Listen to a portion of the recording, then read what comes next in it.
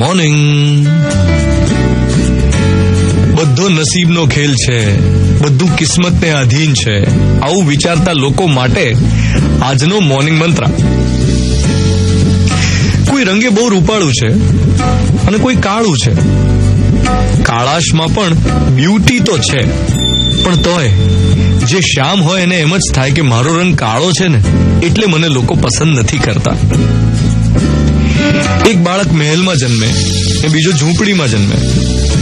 ઝૂંપડીમાં જન્મ લેનારને હંમેશા અસંતોષ રહે કે મને કેમ ગરીબ બનાવ્યો, મારો શું વાંક, મને ગરીબ ઘરમાં કેમ જન્મ આપ્યો. ઘણા જ્ઞાની માણસો કર્મના સિદ્ધાંતની વાત કરે, કાર્મિક થિયરી, કે જેવું આવો તેવું લણો, કરો તેવું પામો, જો બોએગા વો પાએગા, જૈસી કરની વૈસી ભરની. તો આપણને એમ થાય કે ગરીબ ઘરમાં જન્મ લેવો એમાં કર્મ ક્યાંથી આવ્યું, એવું તો શું કર્યું કે ગરીબ ઘરમાં જન્મ થયો? તો કે પાસ્ટ લાઈફ, જૂના કર્મોનું ફળ છે. હવે જો આ થિયરી આટલી જ મિકેનિકલ હોય કે બધું ભૂતકાળનું કરેલું જ વર્તમાનમાં ભોગવવાનું છે, તો ઘણા એમ પણ કહી શકે કે તો પછી મારે સારા બનવાની જરૂર શું? જો બધું પહેલેથી ડેસ્ટાઇન્ડ હોય, બધું કિસ્મતને આધારિત હોય, બધું પહેલેથી જ નક્કી હોય, તો હું એફર્ટ જ કેમ કરું?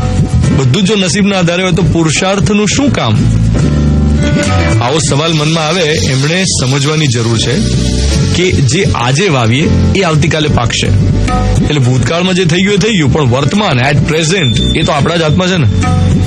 અને એટલા માટે જ જન્મ ભલે ગમે ત્યાં થયો હોય, ગમે તે રીતે થયો હોય, ગમે તે રંગમાં જન્મ થયો હોય, પણ પોતાના પુરુષાર્થને આધારે ધારો તે કરી શકાય.